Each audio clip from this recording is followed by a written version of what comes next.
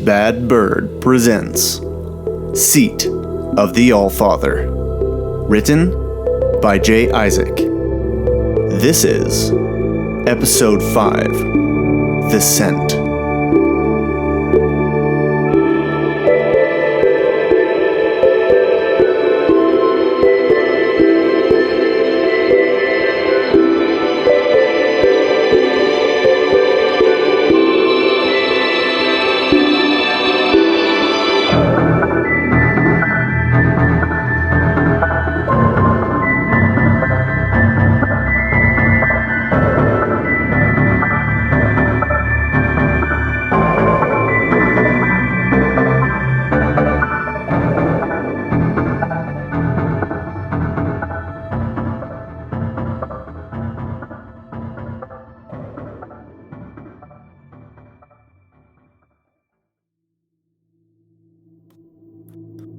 A man strode from the parking lot to the building.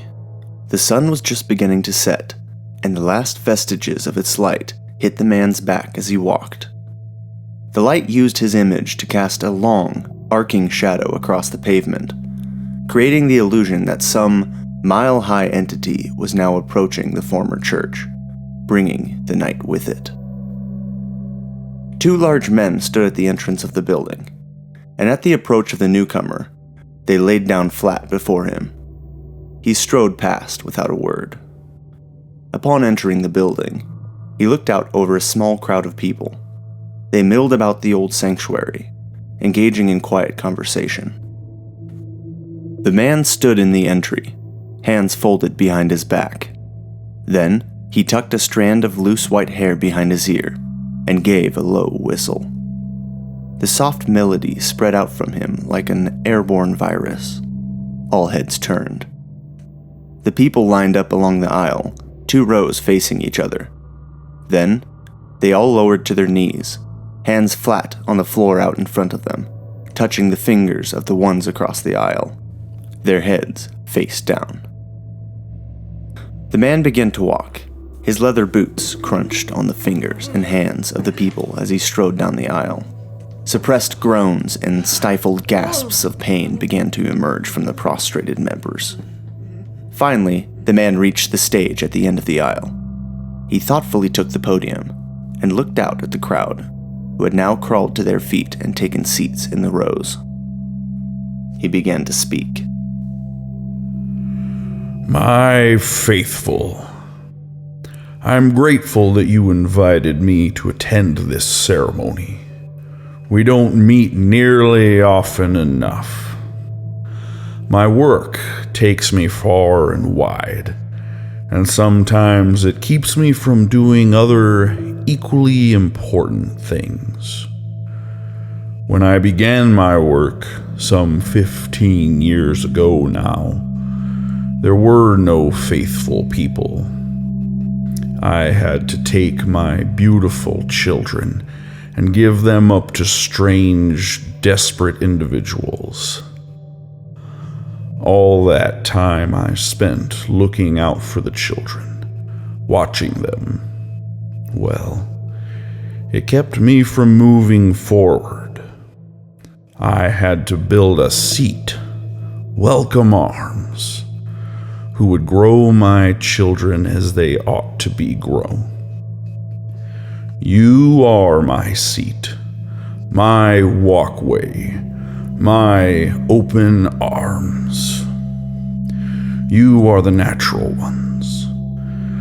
I have given you the most precious thing in the world, my children. But they are not unfettered gifts.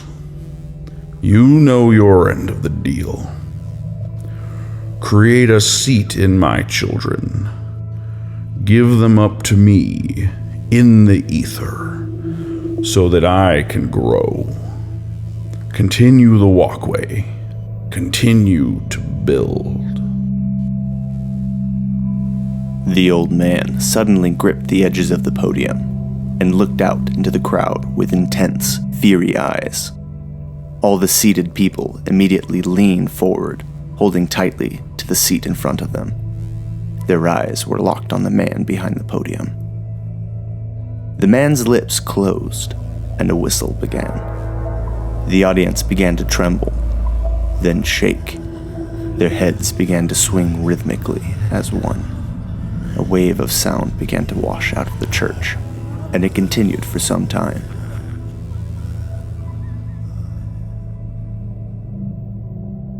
About an hour later, the old man exited the church alone. Sweat dripped from his forehead, and he paused briefly to wipe it off with a handkerchief. He thought to himself that these things keep getting harder and harder to keep up with. He climbed into his car and pulled out of the parking lot.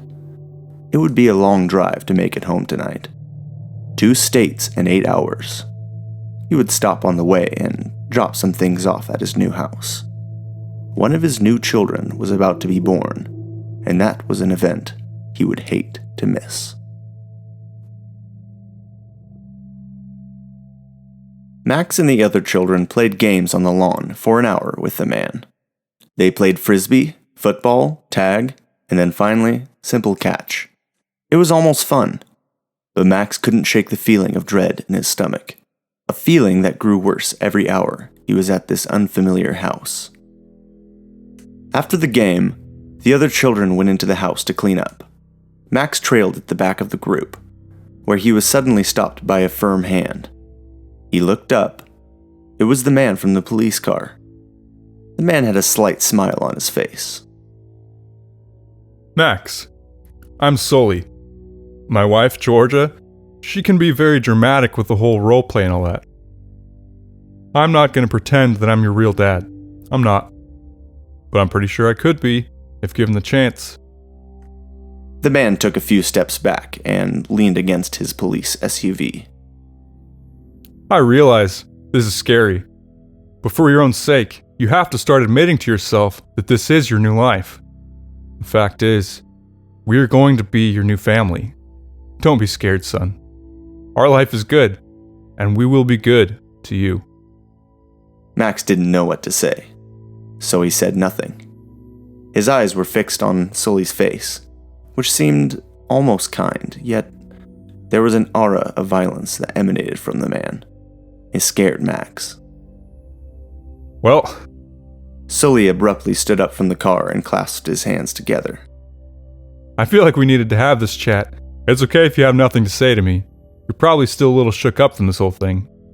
You get a pass, buddy. I will, however, be expecting you to be a little more sociable in the future. Especially when we have our family nights. Family night? Family night. Oh, and don't forget to call me Dad when George is around. Max went in and washed up. As he rubbed his hands under the warm water, he considered what Sully had said to him. New family? Dad? He wondered how he could possibly get away from here. He didn't know where he was. He realized that he could be practically anywhere in America. If he ran, would there be a town just around the next corner? Or would there be 100 miles of forest before he saw another person? There was no way to know. Presently, Max was approached by the girl he had met in the hallway. Hi, Max. Mom told me to show you around, remind you of what the property is like. The girl flashed a smile at the boy. Max loosely held the kitchen towel, which he had just used to dry his face. He felt a surge of sudden anger at his situation, but then recognized an opportunity. Sure. That sounds like fun. He set the towel down on the counter. What am I supposed to call you? The girl grabbed his hand and began to lead him out the back door. I'm Esther.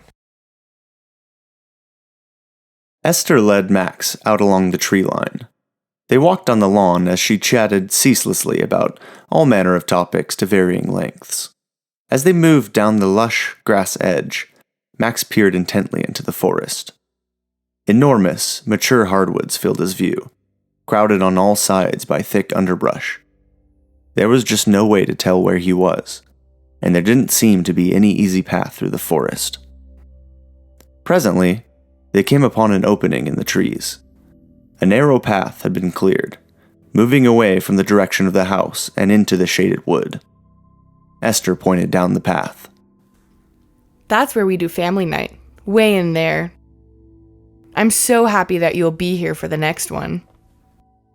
Max's gaze followed Esther's hand, but there was still very little to see.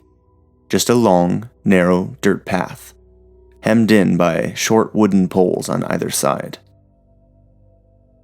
What do you guys do on family night? Tell stories or something? Esther's face went blank for a moment as she gazed into the forest. The two were silent in this way for what felt like an eternity. Then suddenly, Esther's eyes lit up again, and she turned towards Max. Not stories. You'll see tomorrow. It's special. Max studied Esther, and then continued walking again. He did not like this place.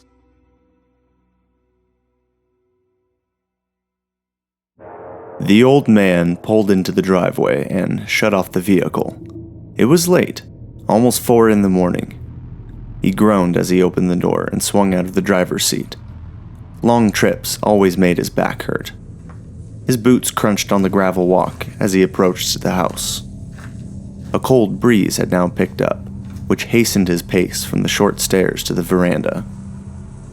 He fit the key into the lock and turned it, swinging the front door open with a creak. He then strode into the living room and threw his bag on the couch. Filthy thing, he thought, looking at the piece of furniture. Be glad to never see it again. There was precious little left in the house that he wanted. Most of the items he cared about, he had already moved to his new residence. There were just a few more things to be gathered. Just one more night in the old place, and then gone forever. It felt good to finish something once in a while.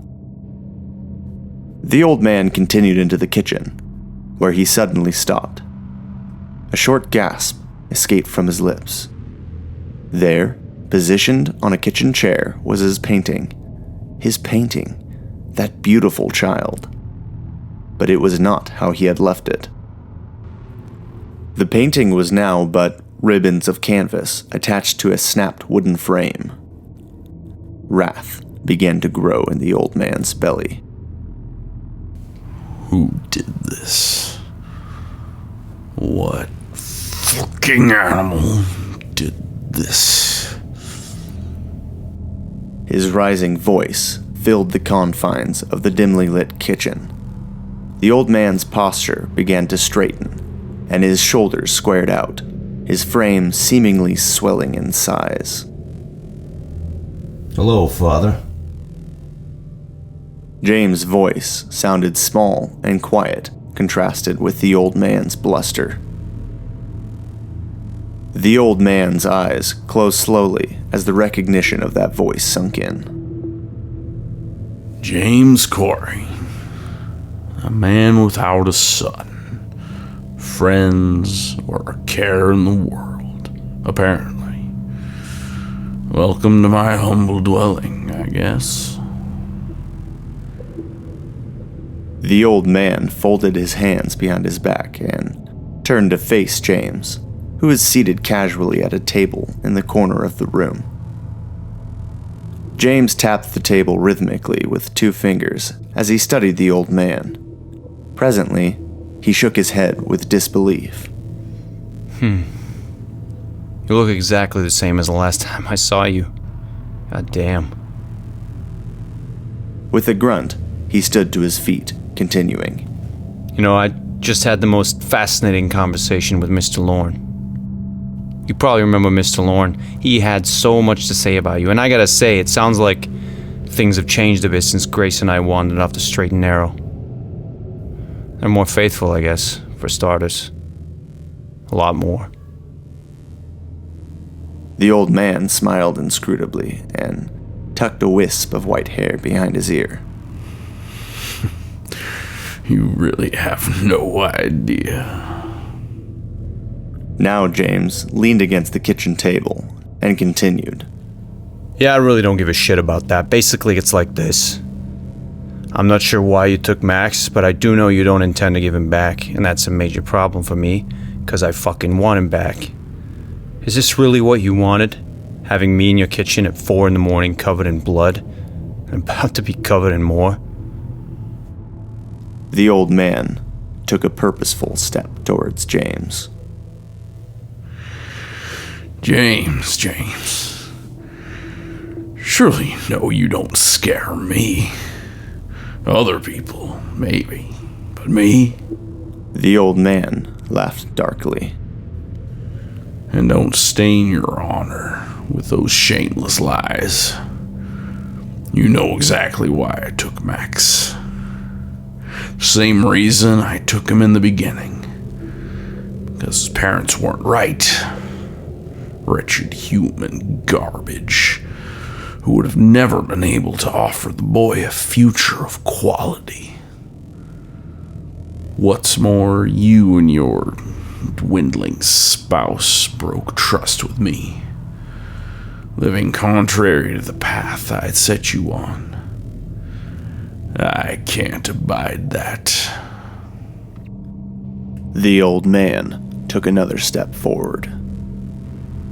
Otherwise, you are correct. There will be more blood on you tonight.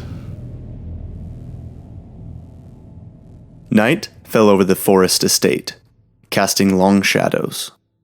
It wouldn't be long before it was freezing every night. A deathly cold that would pull the leaves from the forest's fragile grasp. Max stood at his bedroom window, gazing out over the darkening yard. The cold coming through the open window prompted him to fold his arms tightly, attempting to keep all the body heat that he could. He wondered if the police were looking for him. Had he even been gone long enough for the cops to come looking? He thought that he must have been gone 5, maybe 6 days. He couldn't remember how long you have to wait before the police will go looking for your kids. An irrational thought began to tiptoe into the back of his mind. Would his mom and dad even call the cops? Or would they first take a few days to enjoy his absence? His eyes began to sting at the thought, and salt water pooled in his eyelids. Max thought about the last few days. The daylight hours had been populated by a punishing schedule. Hours of work out in the sunshine, followed by mandatory reading sessions, where the literature was chosen by Georgia. It was always some kind of old poetry. Frequently, the children would be instructed to read aloud. Max loathed the activity with a passion. As soon as the dark began to creep in from the east, Max would be instructed to go to bed, lights out. There didn't appear to be any screens in the house, and Max hadn't even so much as seen a phone. There was no way to contact the outside world as best as he could tell. Max took one last glance at the horizon, then reached for the window to close it. Suddenly, a sound came from below. Something snuffling around in the bushes underneath his window. Max peered out, but it had grown too dark to see anything. Then something else drew his attention. A figure was walking along the tree line, carrying a lit flashlight. After a moment, Max realized it was Sully. Presently, Sully called out, "Hey, come on, girls. Time to go." The bushes rustled under Max's window, and a dark shape darted out, and then another, galloping towards Sully. Max didn't know until then that the family had dogs. The beam of the flashlight moved towards the house, flitting up the siding towards the window, causing Max to instinctively duck low to avoid being seen. From his position under the windowsill, he heard a strange sound. A whistle, or maybe humming, was coming from outside. It sounded almost familiar, but Max couldn't place it. After a moment, he crawled out from under the window and climbed into bed. Sleep was going to be the only good thing that happened to him all day.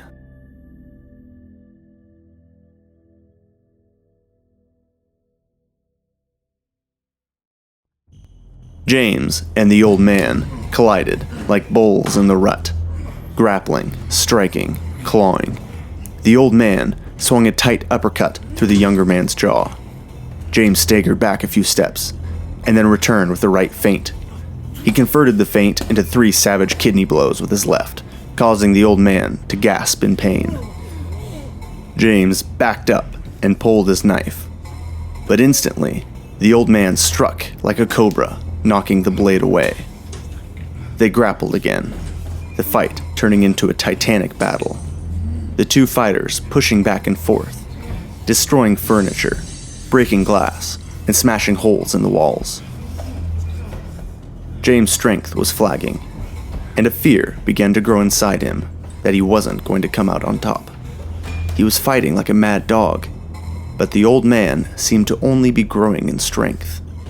Blow after punishing blow infiltrated James' waning defense, inflicting damage at every point of landing. He had to do something quick. Suddenly, he saw his opportunity. The old man had just unleashed a volley onto James, and he was now a few steps away, panting from the exertion. Directly behind him, a toppled lamp lay.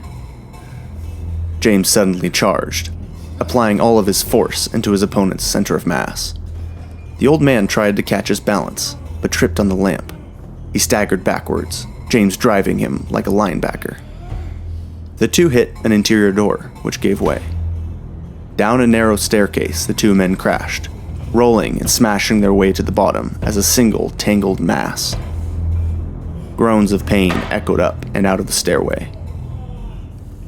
James ended up on top, and he inflicted several vicious hits to the old man's face before he stood up.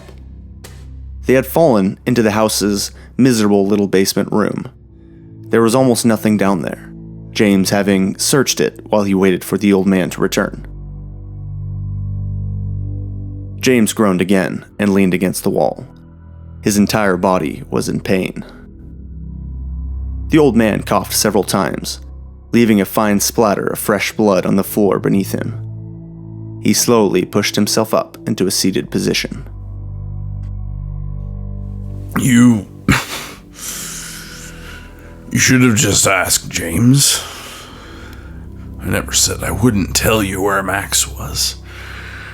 I really just wanted to see what you would do. James glared at the old man. You haven't seen the half of what I'm gonna do. The old man coughed again, this time holding his chest tightly. Oh, again with that nonsense. Such a violent man you are, James Corey. Are you sure you're fit to be a father? A father to such an impressionable, innocent boy. Where is Max? James spoke slowly as he began to move towards the old man. His fists clenched and his jaw tightened. The old man closed his eyes and waved his hand dismissively. He's in upstate New York. Nice estate outside of Cooperstown. Rural neighborhood. Address? The old man motioned to a small desk in the back corner of the room.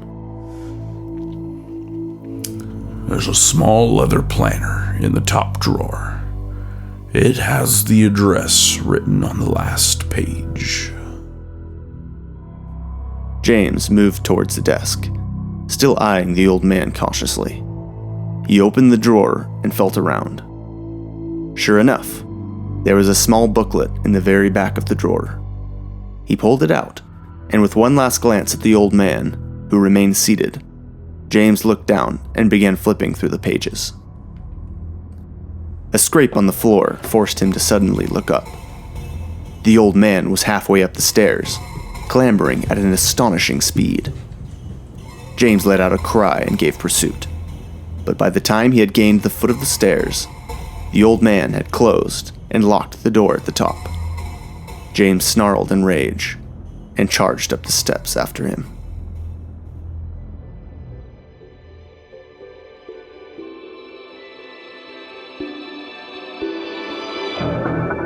The end of episode 5. This has been Seat of the Allfather. Join us next time for episode 6.